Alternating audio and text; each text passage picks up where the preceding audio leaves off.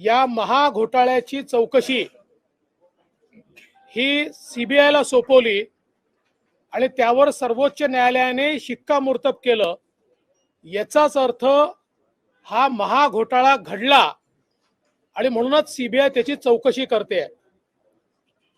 महाघोटाळा का घडला याची चौकशी हे सरकार याकरता करू शकत नाही, कारण महाघोटाळ्याचा रिपोर्ट 6 महिने या सरकारने दाबून ठेवला आणि मी जर तो बाहेर काढला नसता तर कोट्यवधी रुपयाचा महाघोटाळा हा त्या ठिकाणी दबून गेला असता।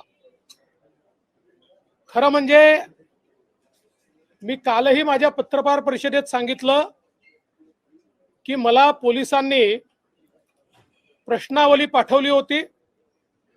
मी त्यांना पत्रही दिलं होतं की या प्रश्नावलीचं मी उत्तर देणार आहे। मात्र काल त्यांनी मला हजर राहण्याच्या संदर्भातली नोटीस पाठवली।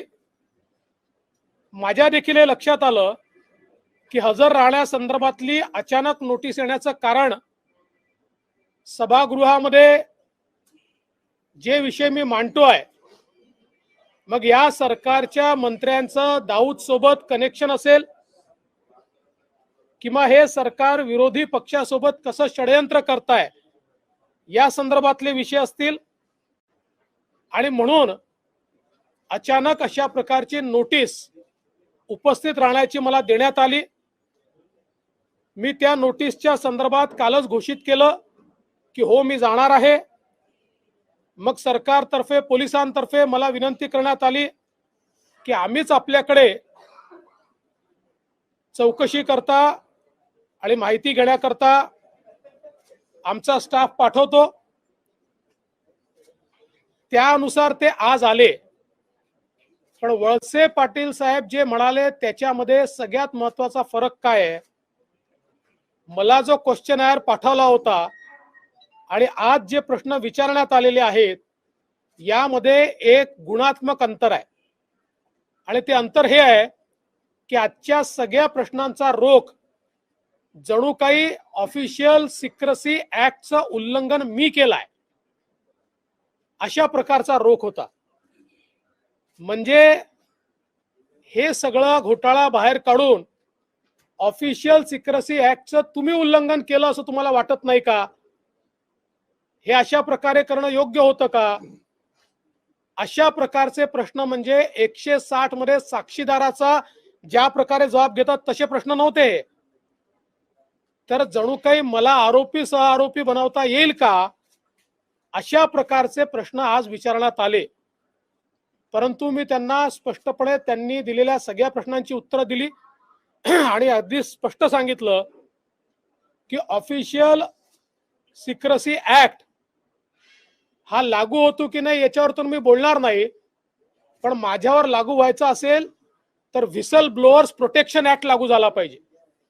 याचं कारण हा घोटाळा मी बाहेर काढलाय, मी व्हिसल ब्लोअर आहे आणि तो न्यायालयाने मान्य केलेला घोटाळा आणि त्याच्यात आता अनेक लोक बाहेर पडतायत, कोट्यवधीचे व्यवहार हाती लागतायत।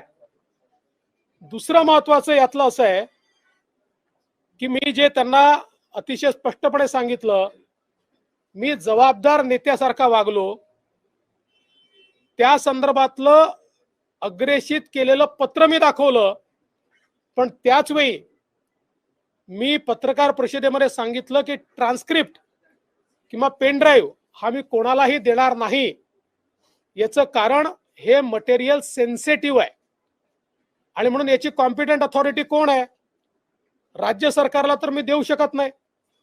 राज्य सरकारने जो घोटाळा दाबला त्याचे कागद मी राज्य सरकारला देऊन त्यांनी काय दिवे लावले असते?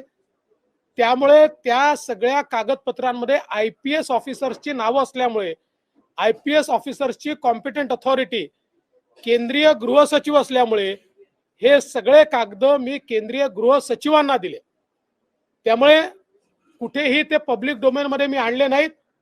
जे कव्हरिंग लेटर होतं त्याच्या व्यतिरिक्त सेन्सिटिव्ह मटेरियल मी पब्लिक डोमेन मध्ये आणलं नाही। पण त्याच वेळी सिक्रेसीचा भंग झाला असेल तर तो कोणी केला? संध्याकाळी ही सगळी कागदपत्र ट्रान्सक्रिप्टची जी मी केंद्रीय गृह सचिवांना दिली होती, ती मंत्री नवाब मलिक यांनी पत्रकारांना दिली. त्यामुळे चौकशी झाली पाहिजे तर ती त्यांची झाली पाहिजे. कारण पत्रकारांना हे जर पोलीस मानतात की हे सिक्रेट डॉक्युमेंट होते, तर मग ते मंत्री नवाब मलिकांना प्रेसला देण्याचा अधिकार होता का? ते त्यांनी दिले आहेत प्रेसला, आपल्यापैकी सगळ्यांनाच त्यांनी दिले आहेत, आपल्याजवळ देखील त्याची माहिती आहे. त्यामुळे कितीही मला गोवण्याचा प्रयत्न केला तरी सरकार मला गोवू शकत नाही. हे काळे कारनामे मी बाहेर काढतच राहणार आहे. या संदर्भात जेवढी माहिती मिळेल ती माहिती मी पोचवतच राहणार आहे. आणि मला या गोष्टीचा आनंद आहे की मी एका अतिशय जबाबदार नागरिकासारखं सगळं संवेदनशील मटेरियल हे प्रसिद्धीच्या मागे न लागता, ते पब्लिक डोमेन मध्ये न आणता, ते मी कॉम्पिटंट अथॉरिटीला दिलाय.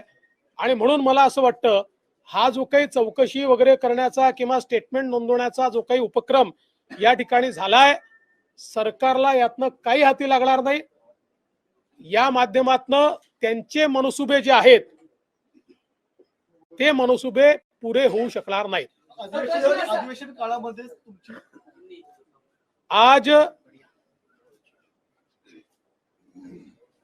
राज्य पुलिस, मुंबई पुलिस की ओर से एक टीम मेरे पास आई थी. 23 मई 2021 को महाराष्ट्र में हुए तबादले घोटाले के कागजातों को मैंने केंद्रीय गृह सचिव को सौंपा था. एक प्रेस कॉन्फ्रेंस की थी, उसमें कवरिंग लेटर दिखाते हुए बताया था ये सारा सेंसिटिव मटेरियल मेरे पास है. महाराष्ट्र में करोड़ों रुपए का तबादला घोटाला हुआ है और इसके कागजात मैं केंद्रीय गृह सचिव जी को सौंप रहा हूं. उसी दिन मैंने उनको सौंपा था. उसके बाद उससे बौखलाई हुई सरकार ने एक गुना दाखिल किया कि कागज बाहर कैसे गए. और उस सिलसिले में आज मेरे पास मेरा स्टेटमेंट रिकॉर्ड करने टीम आई थी. मैंने उस टीम को सारा जवाब दिया है.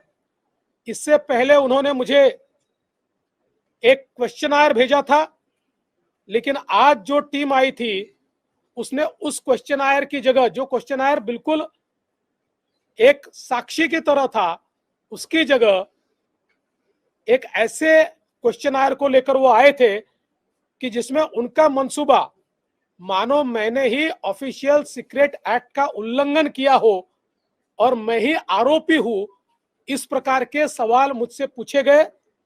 लेकिन मैंने सारे सवालों का जवाब दिया है और मैंने उनको साफ बताया है कि मैंने कागजात ये प्रेस को नहीं दिए है, मैंने प्रेस में अनाउंस करके कॉम्पिटेंट अथॉरिटी को दिए हैं.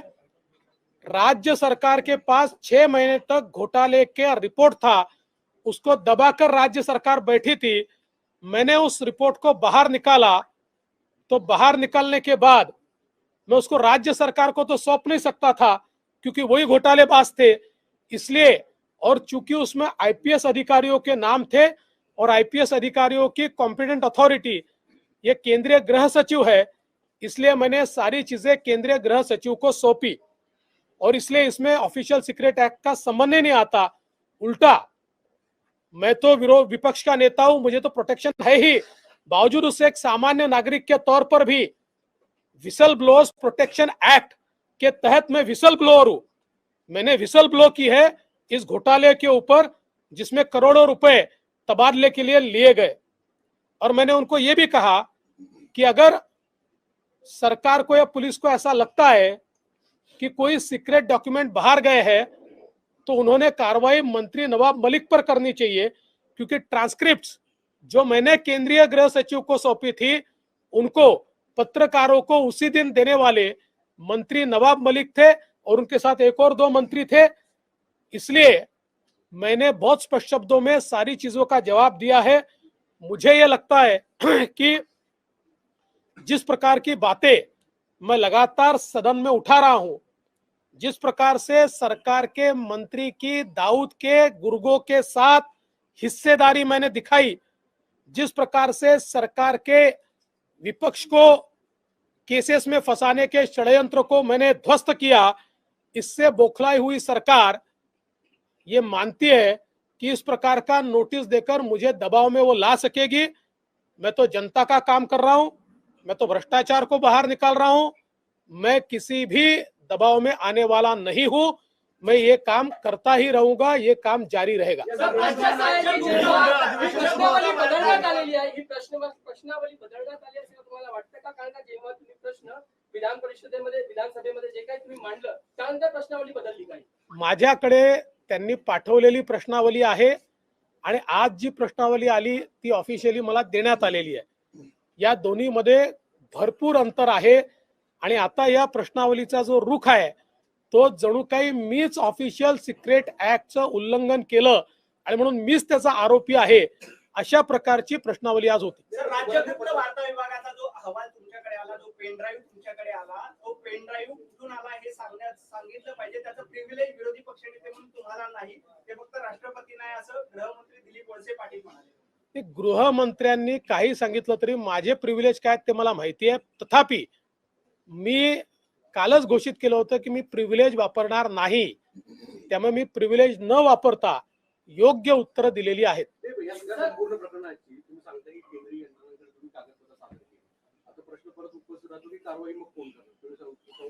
केंद्रीय यंत्रणांना हायकोर्टानेच कारवाई करायला सांगितलंय, त्याप्रमाणे सीबीआय कारवाई करताय। अनेक लोकांची चौकशी चाललेली आहे, अनेक पोलीस अधिकारी रोज तिथे जात आहेत, त्यांचं बयान होत आहे, काही लोक माफीचे साक्षीदार देखील झालेले आहेत। त्याच्यामुळे त्यांनीही कुठे व्यवहार झाला हे देखील सांगितलेलं आहे। ही सगळी चौकशी सीबीआय चाललेली आहे।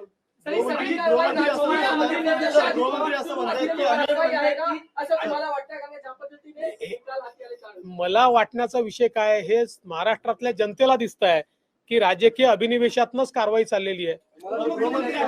असं म्हणतात की आम्ही देवेंद्र फडणवीसांची आरोपी म्हणून चौकशी करत नाहीये, तर त्यांच्याकडे नेमका हा डाटा कसा आला, त्यांचा सोर्स ऑफ इन्फॉर्मेशन कोण आहे ही माहिती घेण्यासाठी आम्ही त्याचा जबाब घेतो। माझा त्यांना एवढंच आव्हान आहे की वेळ राहता जर तुम्हीच या कांडाची चौकशी केली असती, तुम्ही जर या घोटाळ्याची चौकशी केली असती, 6 महिने सरकार त्याच्यावर बसून होतं, कारण सरकार या ट्रान्सफर कांड मध्ये लिप्त होतं। आता ते बाहेर येत आहे, त्यामुळे त्याची चौकशी सोडून आमचे कांड बाहेर का आले याची चौकशी करणं, यावरच हे लक्षात येत आहे की आमचे कांड कोणी बाहेर काढू नये, आमचे घोटाळे कोणी बाहेर काढू नये याकरता दबाव चाललेला आहे।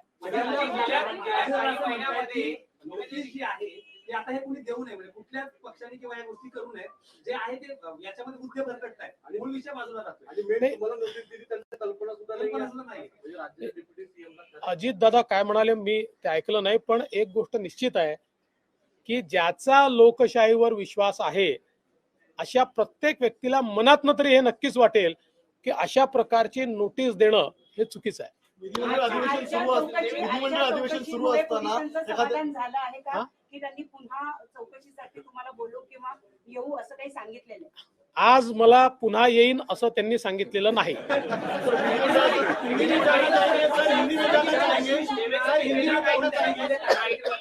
एकीकडे रश्मी शुक्लांना फोन टायमिंग मध्ये टार्गेट केलं असते, दुसऱ्या बाजूला त्याच संदर्भात तुम्हाला नोटीस असेल किंवा काय अधिकाऱ्यांवर देखील एक बर्डन तपास पुढे टाकलं जातं। मुळातच अधिकाऱ्यांनी आमचे घोटाळे बाहेर काढू नये याकरता वेगवेगळ्या केसेस दाखल केल्या जात आहेत, अधिकाऱ्यांवर दबाव बनवला जातो आहे। पण मला असं वाटतं त्यांनी किती दबाव बनवला तरी शेवटी अधिकाऱ्यांना ही माहिती आहे की एक दिवस जेव्हा हे उघडकीस येतं त्यावेळी कोणी कोणी या गोष्टी दाबून ठेवल्या होत्या त्या बाहेर येतात आणि मग तपास यंत्रणांसमोर अधिकाऱ्यांनाही जावं लागतं। त्यामुळे अधिकारी या संदर्भात योग्य आणि कायदेशीर कारवाई करतील अशी माझी अपेक्षा आहे।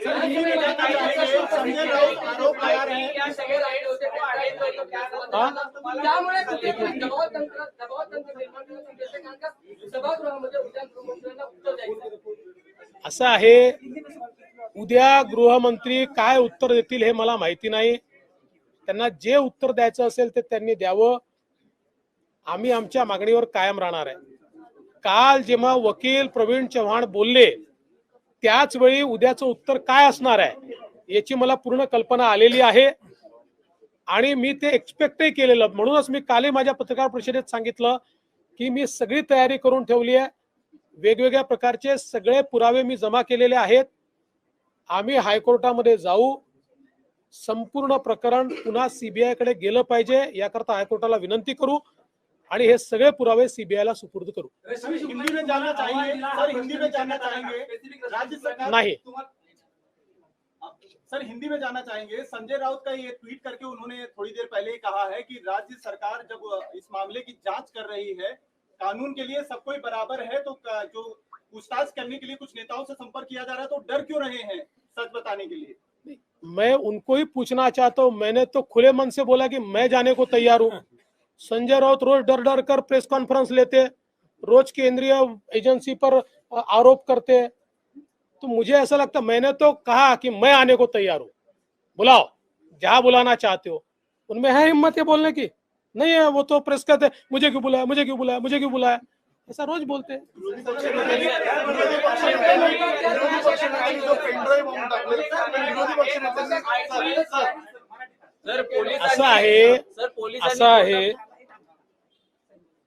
असं आहे की संजय राऊत जे म्हणाले त्यांना मी सांगू इच्छितो, मला नोटीस आल्यावर मी प्रेस कॉन्फरन्स घेऊन घोषित केलं की हो, प्रिव्हिलेज असलं तरी ते प्रिव्हिलेज न वापरता मी त्या ठिकाणी जाणार आहे. मला तर सरकारने विनंती केली की तुम्ही येऊ नका, पोलिसांनी विनंती केली की आम्ही पाठवतो, त्यामुळे आम्ही घाबरत नाही.